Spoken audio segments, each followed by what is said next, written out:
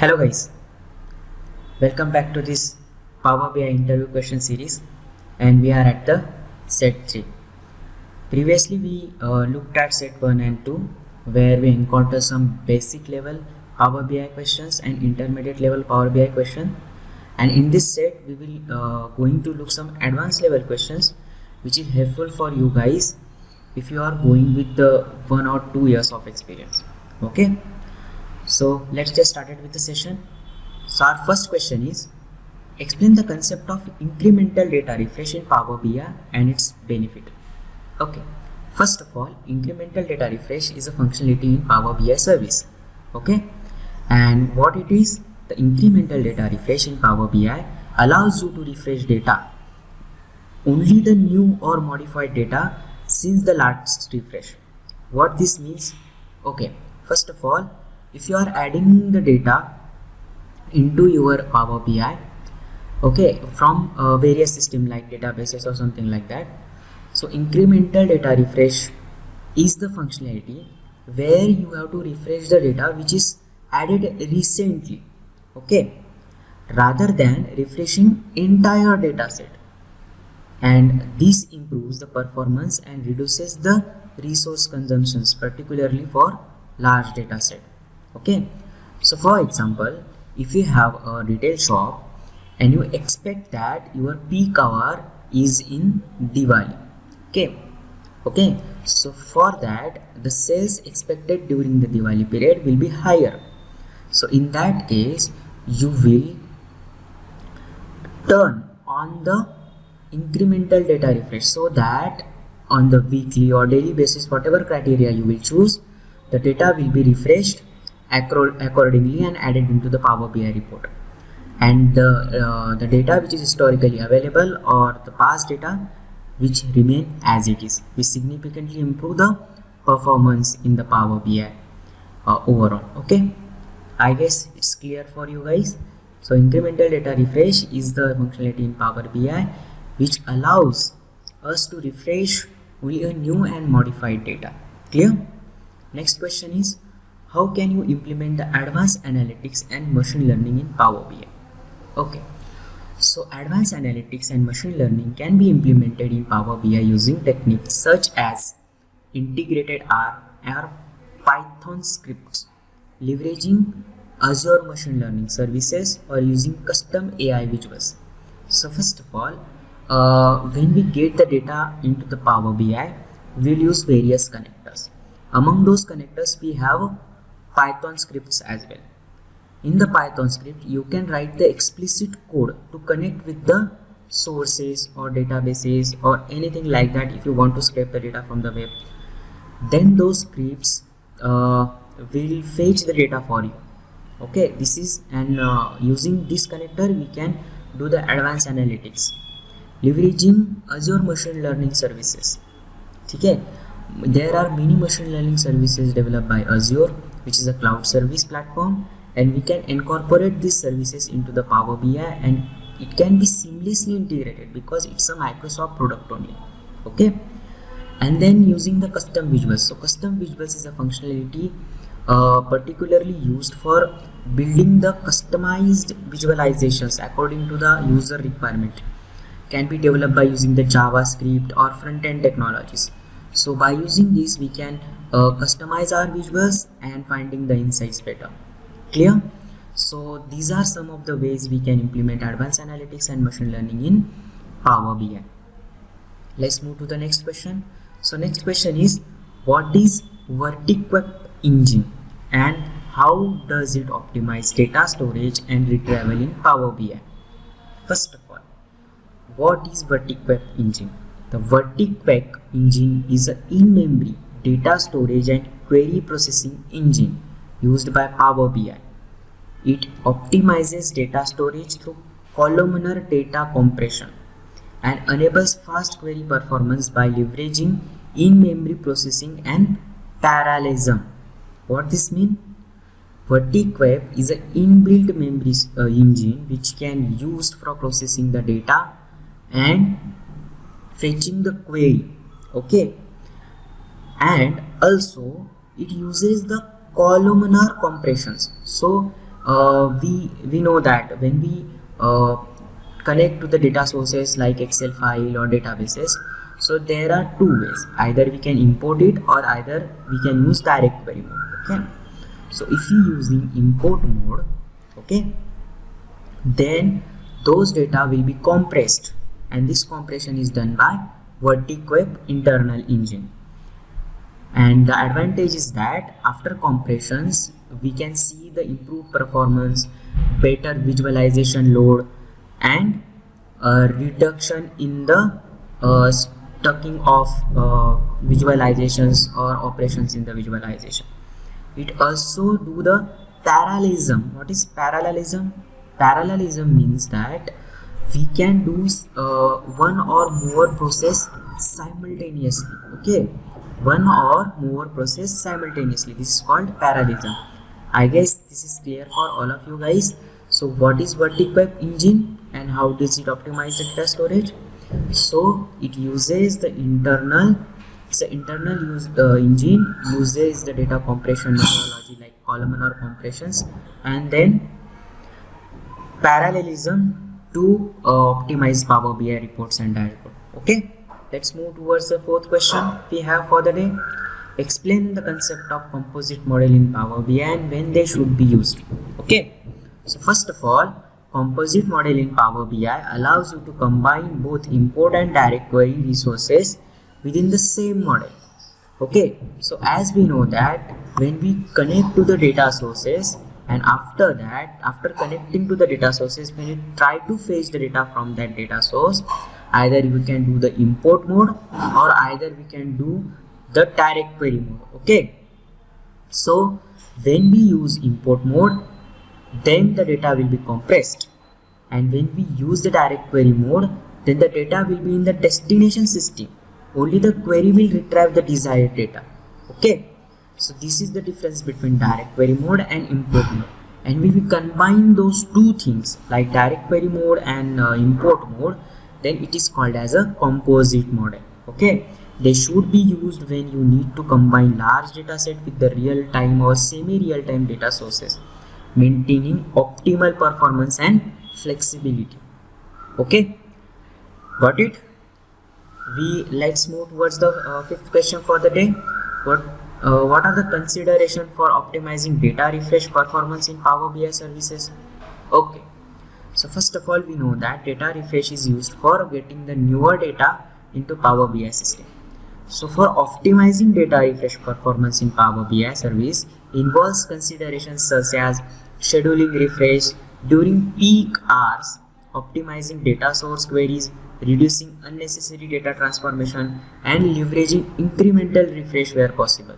Okay, so let's look each of the things in detail first. Okay, first of all, scheduling the refresh during peak hours. Okay, what is mean that if we expected that at a certain month in the year you expected the higher sale, at that time you may want to on this incremental refresh so that the newer data comes and the older data stays the same, so that it enables us to better manage or better perform the Power BI. Okay, Power BI dashboards or reports. Okay, and this is called as a off peak hours, and when you don't expect the that much sales, or there is a certain time in your business where you can't expect larger sales, in that times you may not want these features to be on. So this is the difference between off peak hours and peak hours. Okay, then there is a optimizing data source query. Okay, so when you use the direct query mode, then we will write the query for it, and after writing that query, we have to optimize that so that it will fetch the desired data into the Power BI system. Then there is a reducing unnecessary transformations. What this mean? So when we import the data into the Power BI, we basically clean it into the Power Query editor. Okay, and when we do the cleaning in the Power Query editor, we apply some transformation like changing the data types, removing the null values, something like that, merging, appending. There are many things are there, but there are some of the transformations which are not actually needed for you. So for that one, we can reduce the transformation so that that applied step got reduced and our performance will be increased. And the last thing is that leveraging incremental refresh where it is possible. Again, you don't need to refresh data, whole data again and again. For that you use incremental data refresh whenever it is possible. Okay, so next question, the sixth question is, how can you implement advanced data visualization techniques in Power BI? Okay, so advanced data visualization technique in Power BI include custom visuals, incorporating interactive feature like bookmarks and drill through, implementing complex animations, and leveraging advanced formatting option for design principle. What this means that when we do the advanced data visualizations, we can use the bookmarks and drill through features. Bookmarks are the way we can navigate the data into the Power BI report. Okay, so you basically save the state of Power BI with the filter conditions and all those slicers, and then save it into the Power BI. Okay, on the bookmark, and then we will also use the drill through to navigate from one report to the another. Okay, these are the two functionality we can use for advanced data visualizations. Again, we can use the custom visuals for complex animations, because by default the Power BI gives the charts and visuals which are not that I can say dynamic. Okay, there is only one visuals like a scatter plot where we do some kind of animation, but after that if you want more animation like stuff, then you can move towards the customized customized visuals. Okay, leveraging then we can also use the advanced formatting option and design principles. So in the design principles we can follow the Z orders in the design principles. So whenever you are creating the report, you should follow the Z order. What is the Z order? It is the design principle which enables us to embed the visuals in the Power BI dashboards and reports in the capital Z in the English alphabet, so that the eyes movement of the end users will be tracked. Okay, so I think it's clear for all of you guys how to do the advanced data visualizations in Power BI. Again, next move towards the next question. Explain the concept of data lineage in Power BI and its importance in data governance. Okay, first of all, data lineage is a methodology, or you can say feature, where we want to document the end-to-end documentation of your Power BI project. Okay, right from getting the data, transforming it, loading it, then building the visualization, building the pipeline, data modeling, and whole lot of stuff. Then comes to the service, using the user role, role level security, assigning the role, something like that. All those kind of things in Power BI project can be documented, and this methodology will be referred as a data linkage. So data linkage in Power BI refers to end-to-end documentation of data flow from source to destination, right? And then including the transformations and dependencies. It is important for data governance as it provides the transparency, traceability, and accountability in data processes. Clear? I guess it's clear for all of you guys what is the data linkage is. Move towards the next question. What is the benefit of using Power BI embedded for application embedding scenarios?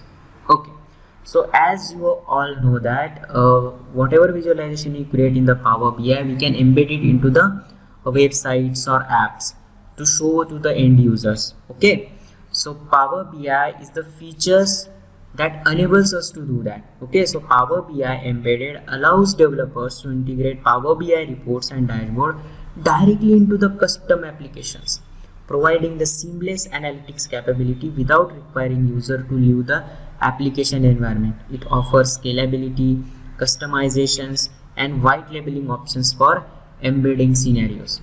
Clear? So it is nothing but embedding our visuals into the external sites or external sources. Okay, then move towards next question. How can you optimize Power BI reports for mobile devices? Okay, So there are two layouts available in the Power BI. Either you can develop the reports for desktop, or either you can develop the reports for or dashboard for mobile apps. So for mobile devices, optimizing Power BI reports for mobile devices involves designing responsive layouts, simplifying visuals for smaller screen, prioritizing key insights, and leveraging features like a drill through and bookmark for interactive explorations on mobile devices. As you know that the screen size of the desktop and mobile varies. Okay, it depends on the vendor to vendor.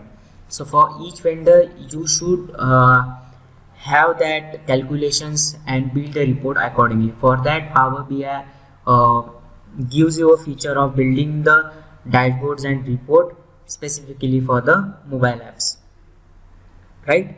And to optimize that report, we can use the bookmarks, drill through, then include only those visualization which really matters, something like that. The consideration we can take and optimize the reports for Power BI mobile devices.